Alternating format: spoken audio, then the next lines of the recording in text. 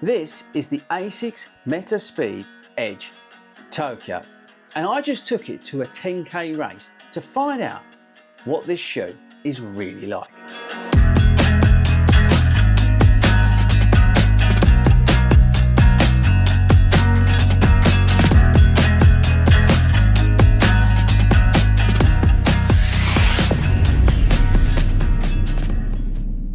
Okay team, so here is the Edge, the Tokyo Edge or Edge Tokyo, whatever you want to call it. And this shoe was a hell of a lot of fun the other night. So what I'm doing at the moment, I'm testing the Edge and I'm testing the Sky, and I'm doing that by doing some races because these are racing shoes. And first up, I decided to pick the Edge. I took it to a local 10k race to find out what it was like in those race conditions. So how this video is going to work, we're going to talk about what's going on with the Edge. We're going to briefly discuss it versus the Sky, but we are going to do a video comparing both of them and what they're like, okay? And that will come after the Sky video, all right? So just put a note somewhere or maybe even subscribe. But yes, today we're going to focus on the Edge after this race that I've just done. Got it? Okay, so before we dive into the stats and features, let's do the disclaimer.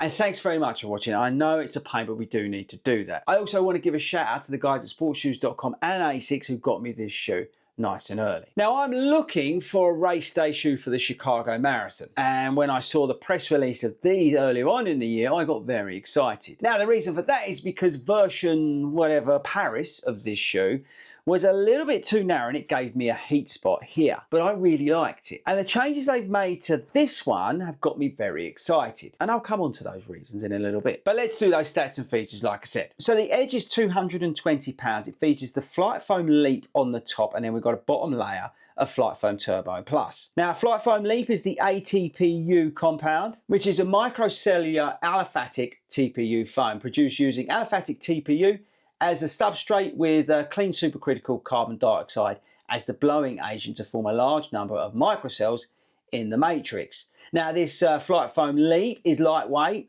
clean and environmentally friendly allegedly, good cushion performance, excellent low temperature resistance and a good chemical resistance. It's reusable and it provides outstanding resilience. Guess what? I read some of that out. Back to the stats and features. So we've got 39.5mm stack in the heel down to 34.5mm, and that's a 5mm drop. This shoe is a 9.5, UK 9.5, it's true to size, 173 grams. We've got that sculpted plate running through the full length of the shoe, and I'll come on to that. This shoe is set up for cadence runners.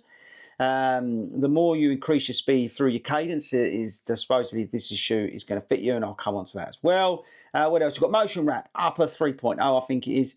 We've got ASICS grip on the outsole, and I think that's about it. Should we take a closer look? So look, in the Edge, okay, we've got on the top here, we've got the Leap. You see that? Now that sculpts down with the sculpted plate, okay, full length sculpted plate. Just as reference, there's the Sky, which has got a straight plate, see that? And also, more importantly, we've got the Leap underneath and the Flight Foam Turbo Plus on the top, where here it's the other way round. There's your motion wrap 3.0 upper, there's your outsole, and it's a good way to tell the difference. The black one is the Edge, this orange is the Sky. Edge, Sky. We've got the best laces on any race day shoe. We've got a tiny bit of foam in the heel, but it's absolutely fine. They've built out the heel. Now this is a key area, yeah, but look at the heel. Now look, this is the Paris version, it's actually the Sky, but look at the heel differences, okay? You see that?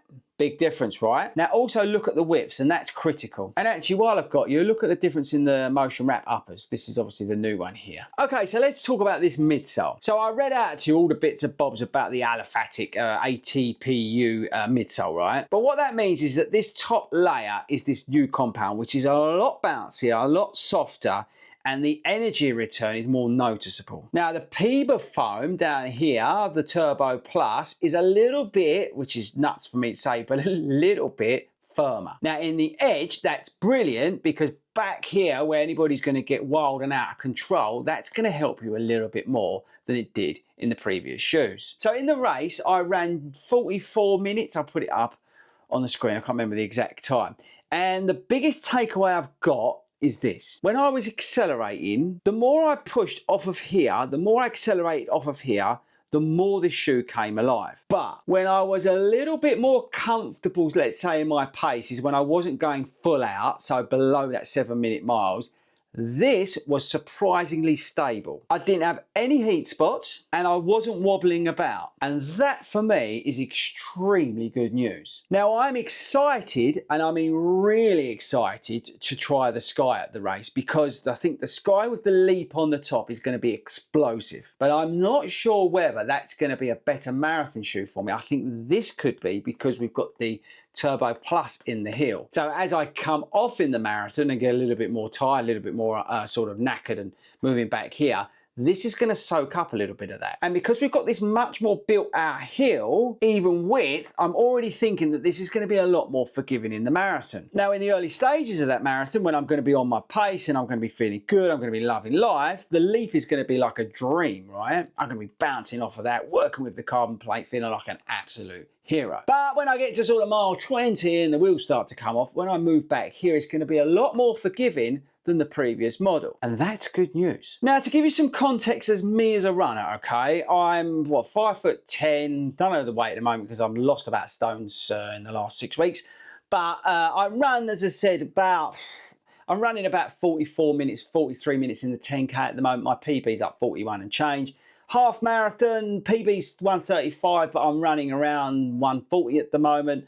Marathon, I'm usually under 4 hours. PB's 339, but I'm usually under that 4 hours. I'm trying to get faster at the marathon. To give you some sort of data in terms of me as a runner, I do mildly pronate, especially in the left leg, and I sort of get worse with my pronation the more tired I get, which is why I don't particularly like overly soft shoes. The other big takeaway was the lightness of the shoe. It felt like I had nothing on my feet, and it just felt, well, it felt like I had like this sort of compound on there, just wants to make me run faster. And that's what I did. Cheeky little sprint finish at the end, and I had a great time in this shoe. I really did. I loved it. I've got to be honest with you, I absolutely loved this shoe. The lightness, the feeling of the Leap, the sort of more stability in the heel, it just worked really well for me. So the next thing I'm going to do is I'm going to put this into a half marathon. That's the next thing we're going to do with this shoe. I haven't got many half marathons between now and Chicago, so I'm thinking Great North Run. But let's see. Because we've got to run in the Sky yet, and that's going to be the next video. I'm going to take the Sky along to a 10K race as well. We're going to Battersea to do a 10K race to see how I get on in the Sky. And like I said, on paper, the Sky should suit me for the half marathon below, because we've got more Leap foam in it. We've got this more softer compound in here. I think it's going to be a little bit more unstable for me, but ultimately faster feeling, okay? So let's see, I'm going to report back. That's going to be the next video we're going to do on these shoes, all right, is this, the Sky race review. And then we're going to come back and we're going to compare both of them. I'm going to dive into the differences between the two, and we're going to talk about that sort of stride runner, cadence runner stuff that ASICS have come up with. And we're going to put together some conclusions on these shoes and work out where I'm sort of at with these shoes, because the Sky might surprise me. So let's see. Right, okay, let's finish up. Now, before we carry on with the rest of this video, I'm going to try and save you all a bit of money. If you join as a 40 Runs Running Club affiliated member and then head over to sportshoes.com, you can save 15% off of ASICS running shoes. All I need you to do is head over to 40runs.com, join as an affiliated club member. There's loads of benefits, including like going into our London Marathon ballot and all that sort of stuff. But as I said, the biggest one, I think, other than the club ballot, is the fact that you're going to get 15% off of sportshoes.com. And that's a great idea. So make sure you do that, okay, after this video. Right, let's get back to it. So there we go, team. That's it on the Edge for the moment. Again, super lucky that the guys from sportshoes.com and ASICS teamed up to get me these shoes. I really do appreciate it. I've been super excited about these, genuinely, because I need a race day shoe for Chicago. On that list is the Ugiri, which is a very forgiving shoe. Now, I would say if you can't get on with the Edge or the Sky, this is the way to go. But for me, I really liked the Edge in that race. So let's see how we progress now with this shoe. But there we go, team. I think that's worth you all subscribing. We're giving a lot of value on this channel today. But yes, team, don't forget, subscribe, because we're coming at you with the Sky video on its way soon. So hit that subscribe button, and I'll catch you all later.